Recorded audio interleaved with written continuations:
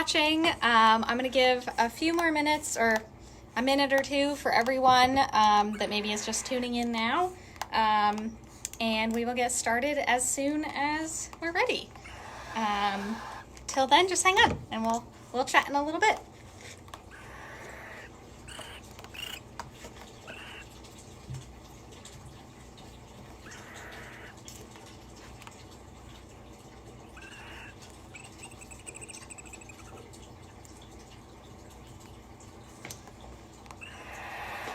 So for all of you that are just tuning in, we are just waiting a couple moments for people to sign on and get ready, and we will get started in a minute. And we're just getting this guy all dressed up and ready to go.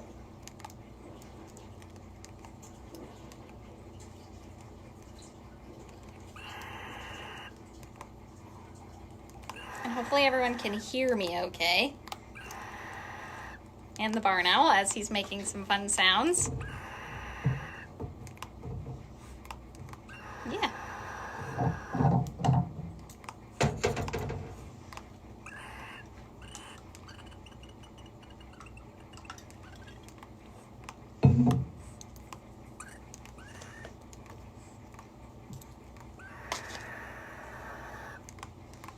All right, we'll give people one more minute and then we will get started.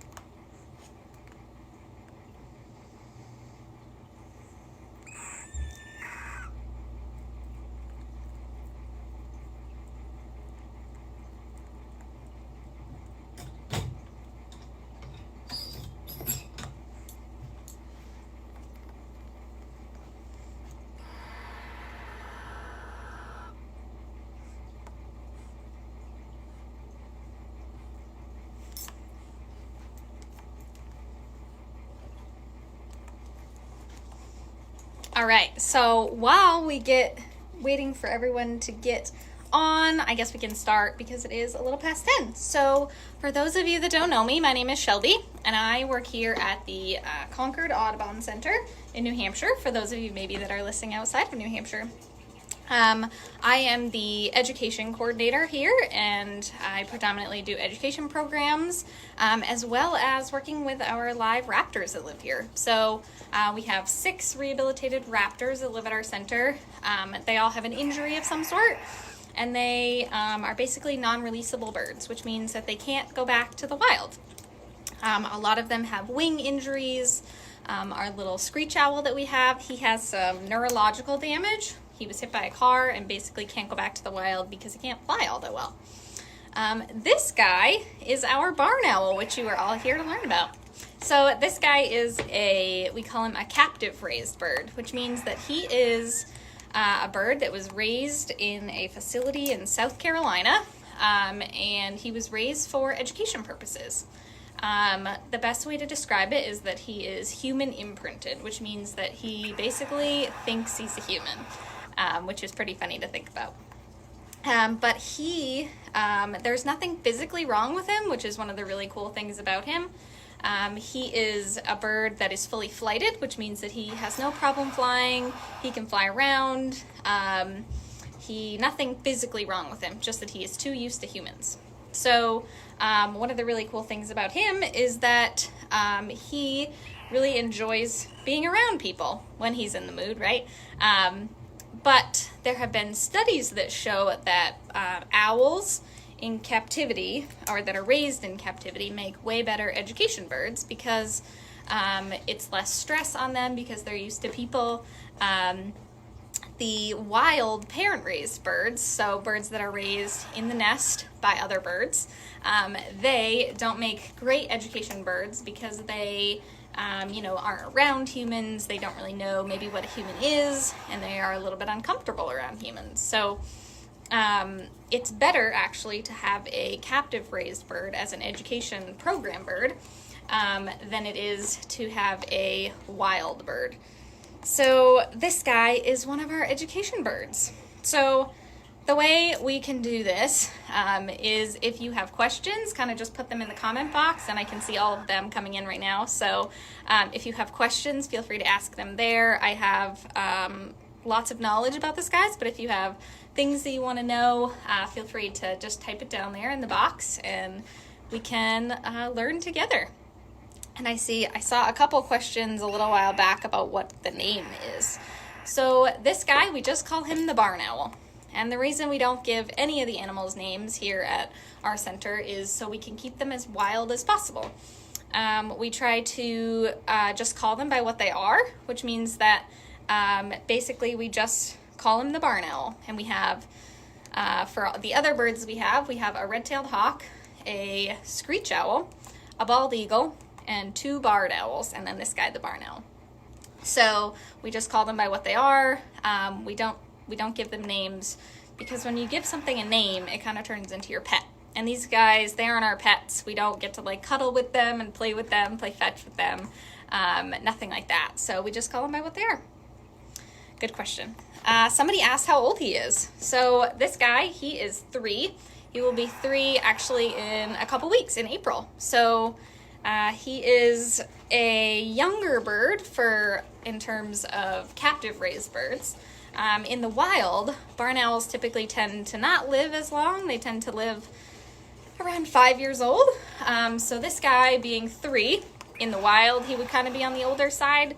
But in captivity, we don't have to worry about predation, so maybe something that is going to try to eat him or attack him or anything like that. He doesn't have to worry about finding his own food.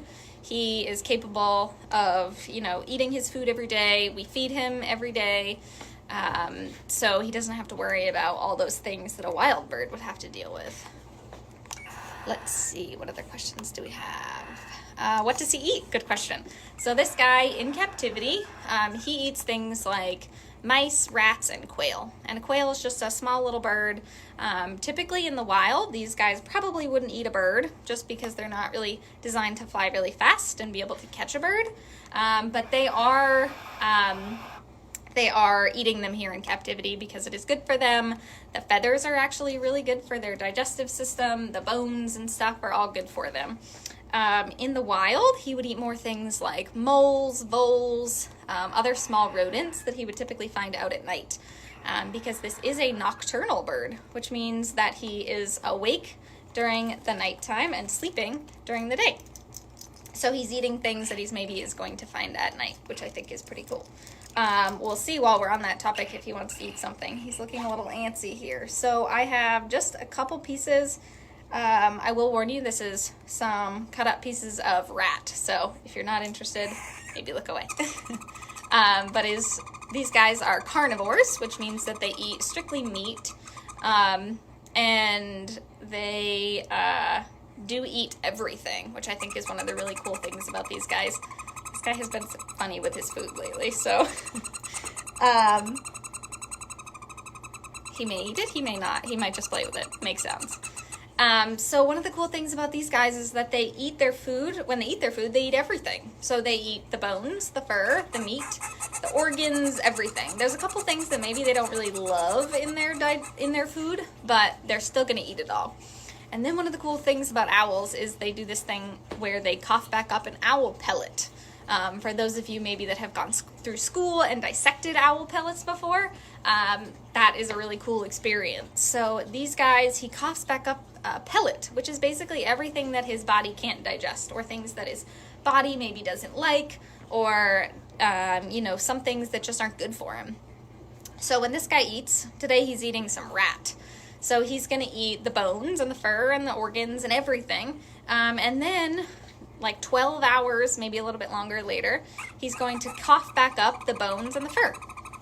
So things that his body really can't digest or doesn't like. So he will cough back up, if he finishes eating his food here, something like an owl pellet. Let's see. Is this a breeding owl? So this guy, we don't breed him. He is here all by himself. He still does have those like mating, things going out through his body. So right now typically would be mating season for these guys. So he is acting a little bit differently. He does, get a little protective over his food because that is what a breeding owl would do in the wild. So he's not mating. We don't encourage him to mate. He doesn't have anybody to mate with. So no, but that is a good question. Does the barn owl eat mice? He does. So on an average day, he eats, if we're talking in terms of mice, he eats about 3.5 mice a day, which is like 60 grams of food, give or take. So you could think about how little that is and how much they really don't need to eat. And we'll talk about how much he weighs, hopefully, in a little bit. How long do they live? So in captivity, he's going to live probably upwards of like 15 years. In the wild, I said it's a little bit less just because of predation and food supply and things and having to find their own food. But in captivity, he'll live a really long time. Do barn owls always live in barns? Why are they called barn owls? That's a good question. So a barn is a perfect place for these guys to live because they really enjoy nesting up on the planks, maybe in an abandoned barn. So that is how they get their name, the barn owl, because they really do like to live in barns. Good question.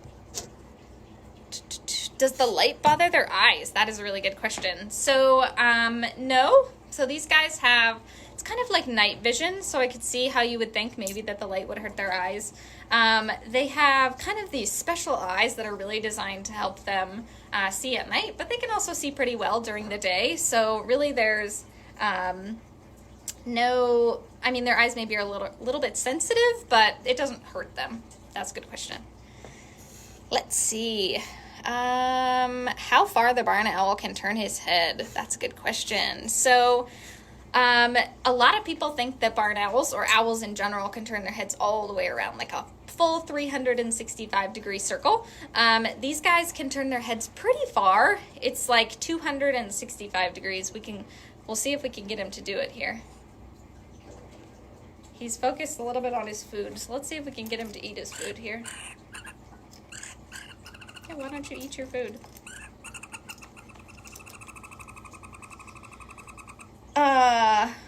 Here we go. He might not cooperate here as he has his food, but you can see how well his head kind of stays in place as he starts to move. So when we start to move his body, his head kind of stays in the same place. So when we think about their necks and how well they have to be constructed to help them move like that, when you think about our neck, so we have 7 vertebrae, which are the bones in our neck that hold our head on and allow me to stand here and talk to you today. These guys, they have 14 bones, which is double the amount that we have, which means that they can move their head a whole lot further than we can, right? We can move our head pretty far, up and down and all around, but they can move it, I would say, a whole lot further than we can. But one of the cool things about that is that they can't move their eyes at all. So when we think about looking around and things, we can also move our eyes at the same time without moving our head. So these guys, their eyes are tube shaped, which means that they can't move around kind of like ours do, kind of in a ball. They have to be able to move their head a whole lot further to see things really well. So that's one of the cool things that maybe a lot of people don't know about owls, is that their eyes actually don't move, and just that they need to be able to move their head a whole lot further than we can. Let's see. Can they be used to hunt? That's a good question. So here in captivity, we don't use these guys to hunt for food or anything, but there are some people called falconers that use their birds to actually hunt for food. So in places like, I think places like England allow you to have owls as pets. I believe that they would use barn owls as pets or as hunting tools. Something like a falcon or a hawk or something, maybe something that they would probably use more, but these guys can definitely be used. They're quick flyers and they're able to catch their own food and things, so they might be good for hunting. Here you go. He's gonna finish eating his food there. Good question. Why is it called the barn owl? So we talked about that a little bit, but I'll just refresh for those of you that maybe just hopped on. He gets his name because he really likes to live in barns. Not a super technical name there, but just because he likes to nest there. Good question. What is his wingspan and how much does he weigh? That's a good question. So his wingspan is about 4 feet. So when you think about, I'm only, let me see if I can stand back for you here so you can get my full height. I am like 5'2". So his wingspan is probably from like here down. When he spreads it out, let's see if we can get him to do it. Sometimes he doesn't always cooperate, of course, as he is a bird that can do whatever he wants. And how much does he weigh? So this is a really fun question. Let me see if we could do this. I want you guys to take some guesses how much you think he weighs. And then we'll come back to some questions in a minute. Let me go all the way back to the bottom. How much do you think he weighs? Just take a couple guesses here, and then I'll tell you how much he weighs.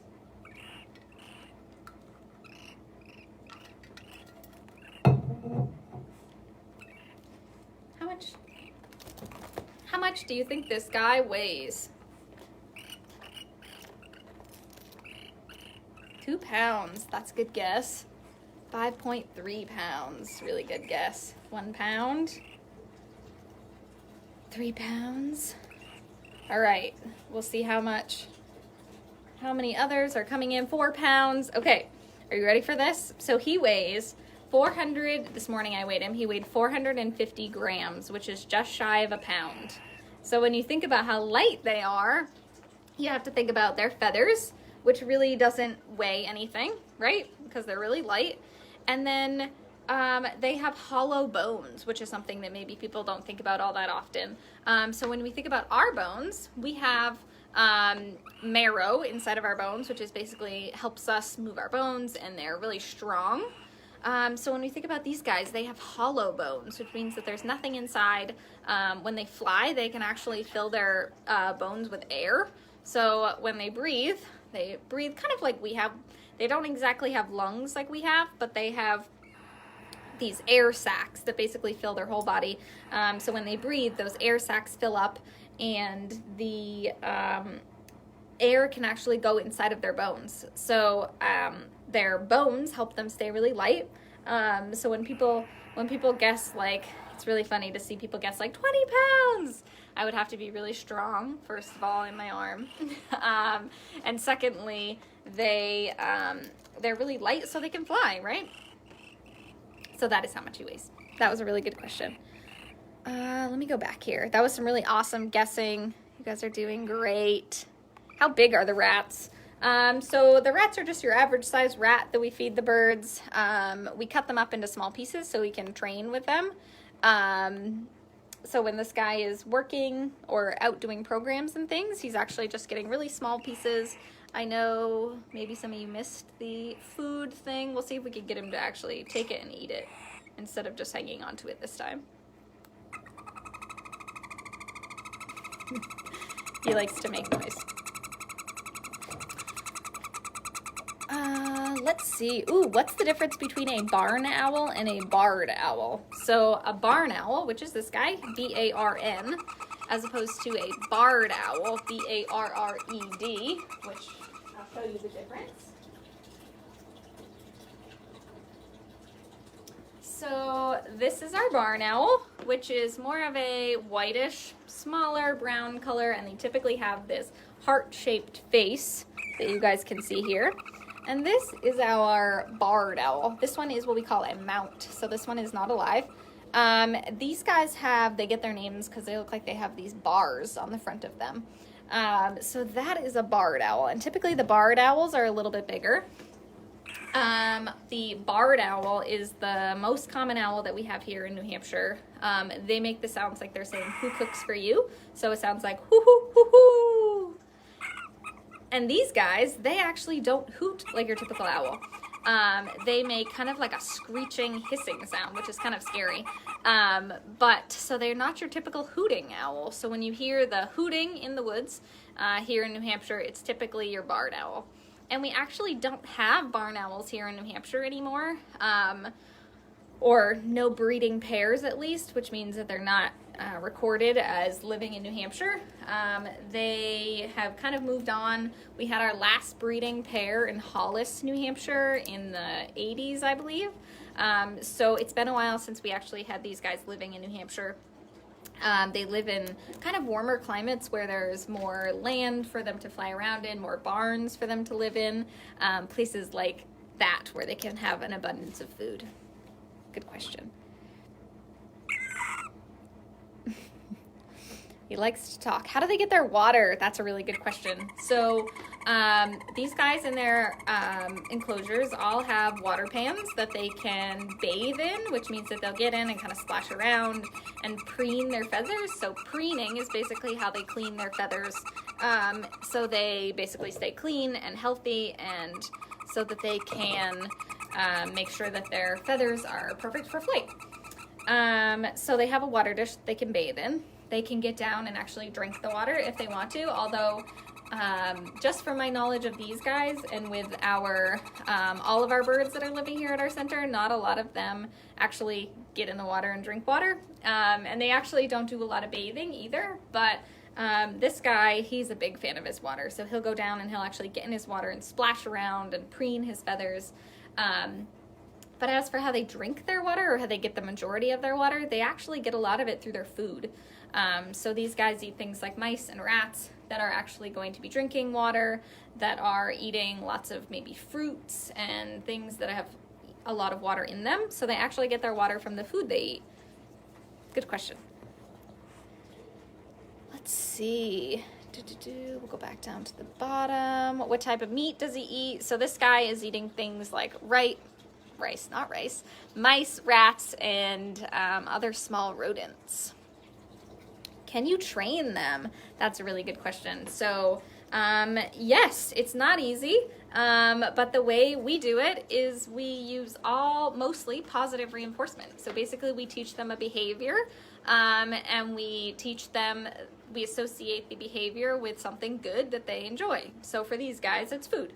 So this guy has lots of different, not tricks, but different training tools that he has, and he is really smart. So one of the cool things that we're currently working on is self-crating. So when this guy travels, he travels around in kind of like a cat crate, so he can be locked in and he doesn't, have any worry about him flying out or getting away. But the way we usually do it is we get him on the glove. So one of his first trainings is to learn how to step up onto the glove. Basically, you put the glove up in front of him, he steps on it, you say good, you give him the piece of food. It's a really cool tool and technique to have for these guys. So crate training him, he gets up on the glove, I ask him to fly into the crate, and he flies in. So that is currently what we're working on right now. He's really smart and kind of took it on just like that. So they are very smart and they are trainable. Good question.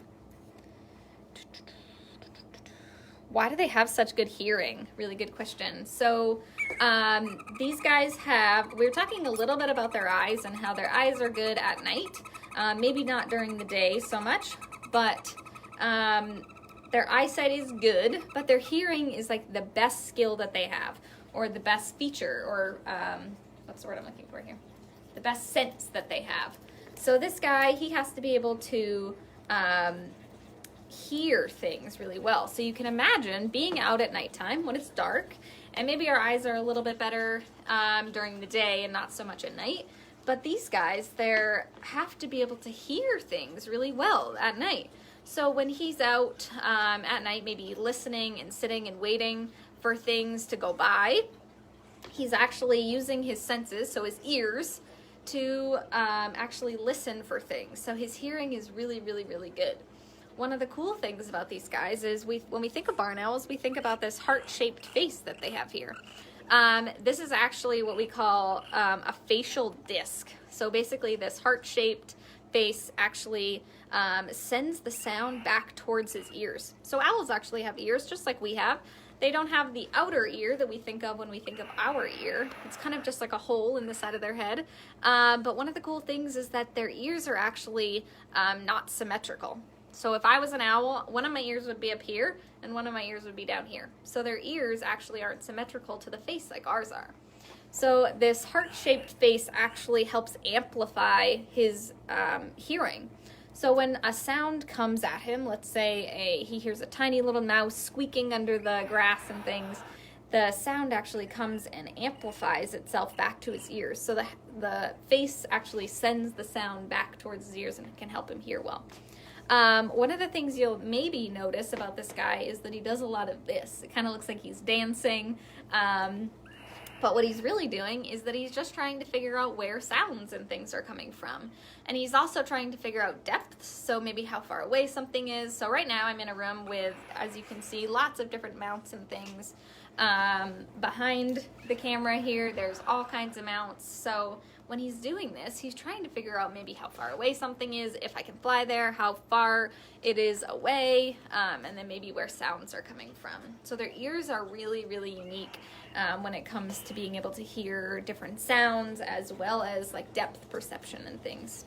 Very good question. So somebody asked where his ears are. So if this guy, they're kind of right here on the other side of his ear, or on the outer ring of his feathers. Really good question. You can't really see them, but I will tell you guys, if you've never seen an owl ear, to look it up because they're really cool. They are basically just a hole kind of with a flap on them of skin, and you can actually look in. If you I'll look up a photo of it. You can look in and see the back side of their eye. So, which is kind of crazy to think about, but I will definitely task you guys to look it up after we're done here.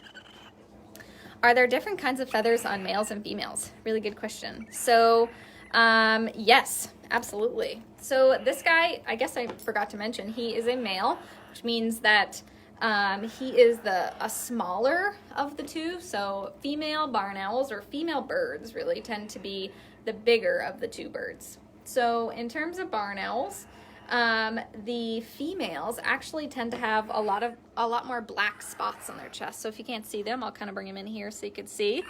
They have these spots on their chest, and the males actually tend to be more just solid white on their chest. The females tend to have a darker ring around their face. So if I bring them close here, it looks kind of dark, but the females would be a little bit darker. So yeah. The females and the males actually tend to be a little bit different. Nothing as extreme as like a cardinal female or a male cardinal, but just very subtle differences. And one of the really funny things about this guy is actually that, so he was raised in a facility in South Carolina till he was about 10 weeks old. So pretty small still. He had a lot of his, what we call downy feathers, which are the feathers underneath.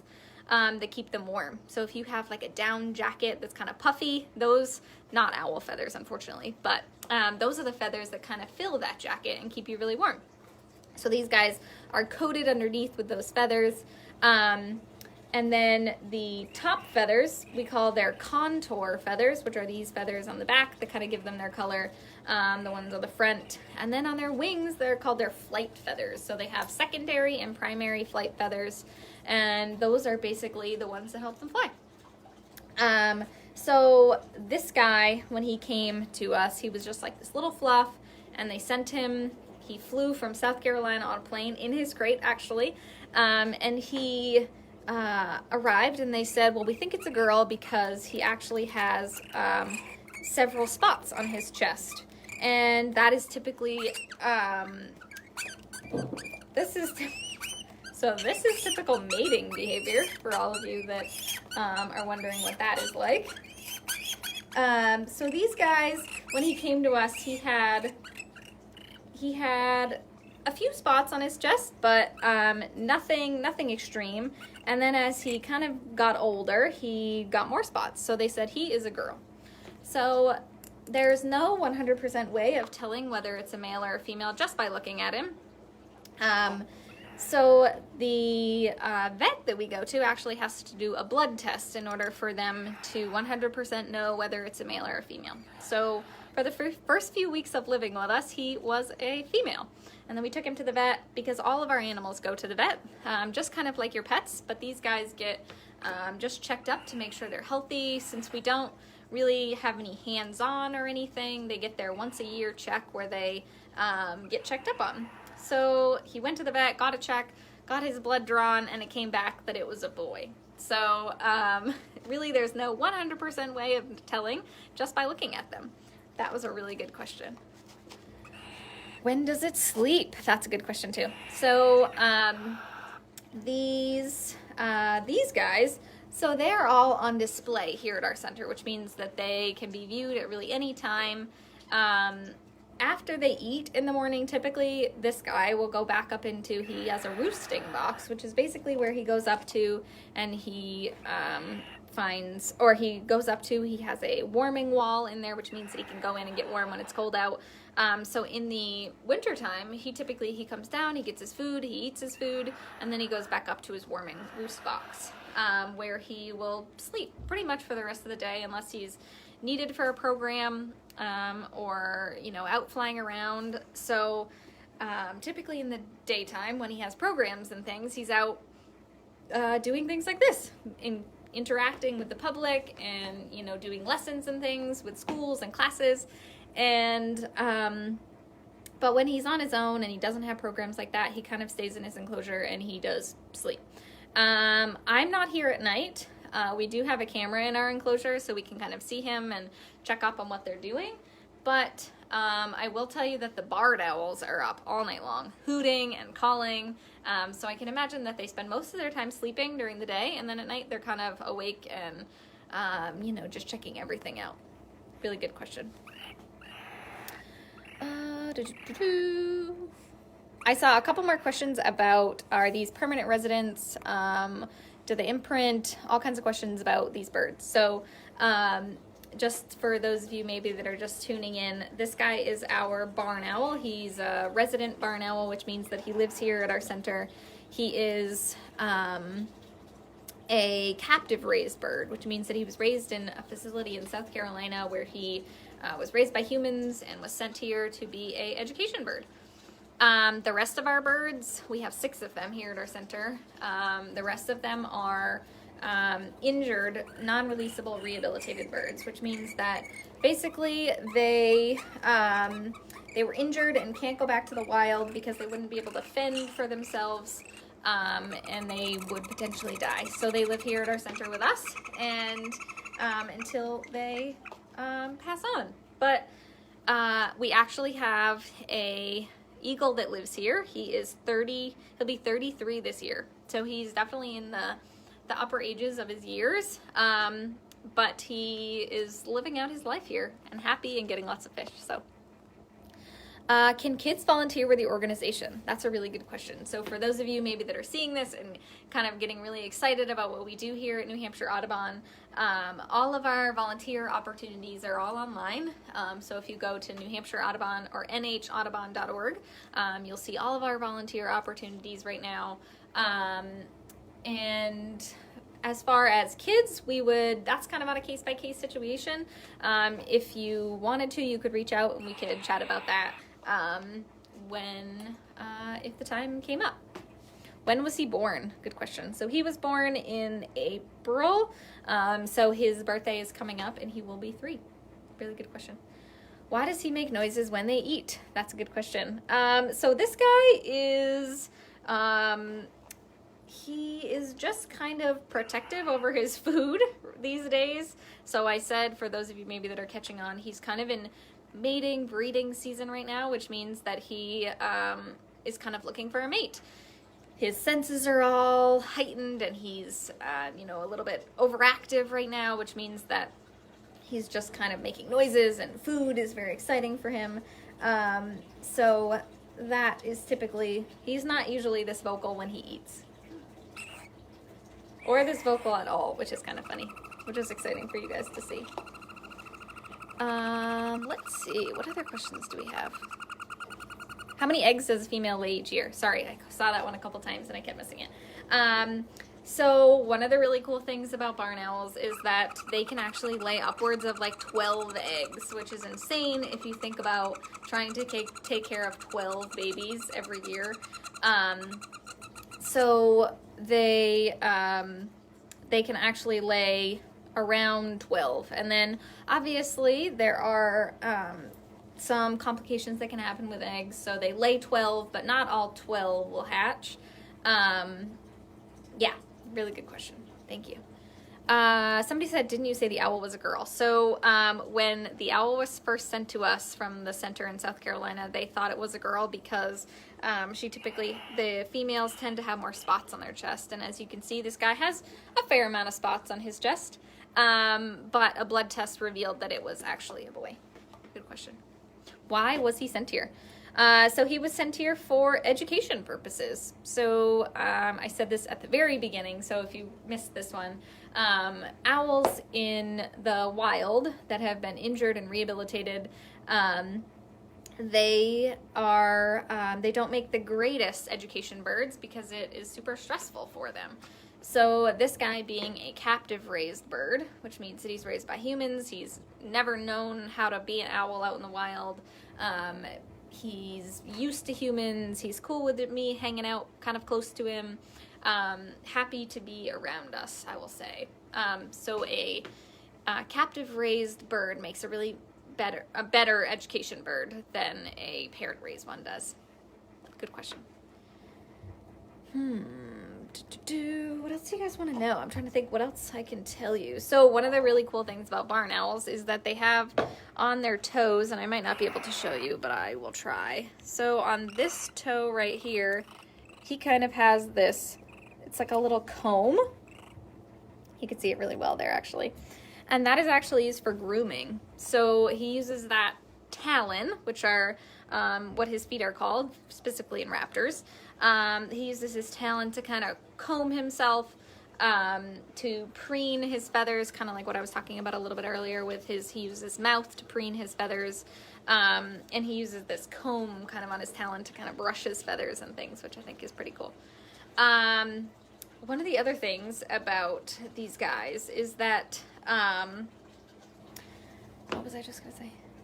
Something just sparked me. Talons, beaks. Look at that, he's moving his head around for you there. All right, if I remember, I will come back to it. Do they make good pets? Not really.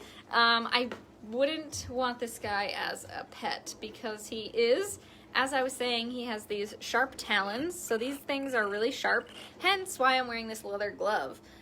So if I just had him on my hand right now, he'd probably be digging his talons into me, potentially even like puncturing my skin. It would hurt. So these talons aren't super fun to have on. I would say, like, if he was my pet and I had him hanging around my house, he'd probably land on me. His talons are pretty sharp.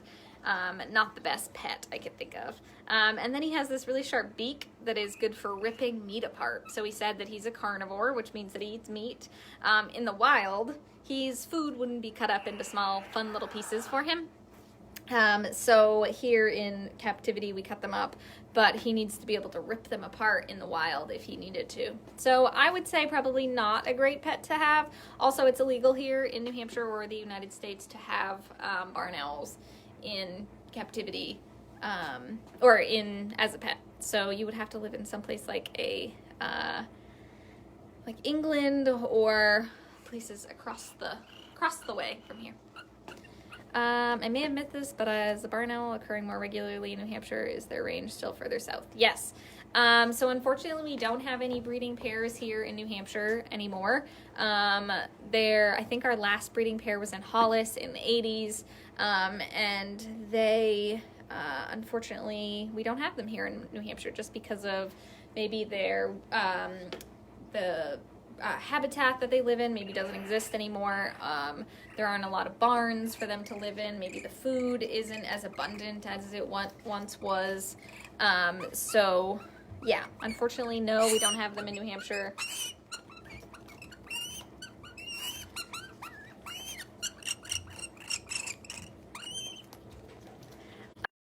Okay. Do they migrate? Good question. Typically, yes. They're gonna basically just go as far south as they need to in order to find food. The reason that most animals or most birds, I guess in this case, migrate is because they're looking for food. They are typically found throughout the United States. They don't come kind of to the northern region of the United States, so places like New Hampshire, Maine, the top of the Midwest area they don't really live in, but warmer places and places where there's kind of more open fields. Good question. He's talking with us today a lot. All right, let's take a couple more questions, and then I can tell that this guy is kind of, you know, getting a little bit fed up with us, as most, ooh, this is a really good question. Why are they colored the way they are, with brown on their backs and white on the underside? So, one of the really cool adaptations that these birds have is, so when you think about a bird that is flying, we would see this side, correct? We would see the underside of him if we were looking up, staring at the sky, and he was flying over us. The white actually blends in really well with the sky. So maybe something that is underneath him, kind of looking to eat him or something like that, is going to have a harder time to see him because he blends in with the sky. And then on the opposite, if we had this and something was flying over him, he would blend in really well with like the grass, the dirt, the sand, depending on where he is. So their feathers actually help them kind of camouflage themselves into their surroundings and allow them to be able to evade predators and things. That's a really good question. If they got in your house, would they fly away or would they try to protect themselves? Probably he would try to fly away. It's the age-old saying of they're more afraid of you than you are of them. So he's probably, a bird would try to get away from you. But really good question. I once saw a pellet that looked like it had a very small frog in it. Wouldn't the frog have digested? That's a good question. So owls do eat frogs, which is kind of funny to think about. But they would potentially eat a frog. They like things like frogs and snakes and mice and moles and things. The frogs have bones, which means that maybe the body didn't like the frog. Maybe it was a strange type of frog. So that might have just been whether it was the type of frog or the type of owl. Really good question. How big are they when they're born? This is a good question. So when this guy was born, he was probably like this big. And it's funny because their talons and their legs kind of come out. I won't say they're full grown, but they're relatively larger than their body. So barn owls aren't the cutest when they're born, like some baby animals. And they actually don't have like a lot of feathers on their face. Their feathers actually have to grow in once they're fresh out of the egg. So as they hatch, their feathers start to grow in, and then they grow those downy feathers before they grow their flight feathers and contour feathers and everything. So they're relatively small, and then they get to be a little bit bigger, and this is a full-grown owl size. A lot of people think that he's pretty small. So in relation to the females tend to be a little bit bigger, and the males are a little bit smaller. So when you think about, you have to have them next to each other in order to, kind of tell the size variations of them. But yeah, really good question. My 4-year-old wants to know what toys he plays with. That's a really good question. So this guy, when he's in his enclosure, he has some what we call enrichment, which is basically we take, so on any given day, we could take let's say a paper towel roll and stick his food on the inside of it and kind of stuff things around it so it's kind of hard for him to get to. And then he has to find his food, kind of forage for it, if you will, like he would in the wild. So in terms of toys, that is kind of what he plays with. Plays with his food, which we're not supposed to do. So yeah, He does. This guy tends to like tennis balls, which is kind of funny. When he was really little and he first came here, we would roll the tennis ball around just to kind of get him moving and thinking about different ways to move. So I think that maybe he still remembers that. Really good question. Do they bite and do they have teeth? They do bite. This guy, sometimes when so he has these things on his ankles called jesses. We have to put them on when he's going out for programs and things. Sometimes when we're trying to put those on, he, just nibbles at us. Nothing that would hurt. He could definitely. So we talked about he has the ability to rip things apart. So things like bones and fur and things. So he does have a really strong bite. He doesn't have any teeth though, just a really sharp beak. Good question. Okay, how often does he eat? So he eats every day. He eats around 3 mice a day, which is roughly like 60 grams of food. This is awesome. What is their typical lifespan? For those of you that just kind of hopped on, these guys can live upwards in captivity of like 15 years. In the wild, it is a little bit less just because of predation and lack of food supply and things. But here in captivity, they get food every day and they don't have to worry about something eating them. Yeah. If he didn't have those things on his ankles, would he fly away? Potentially. We can see. This might be a fun last little thing for us to do. We could take him off. He is in currently a closed room. All the doors are shut and there's not many people around as we are closed today. So we could see if he wants to fly. Let's see, where can we get him to fly to? Let's see if I can get it in the shot here. Ready?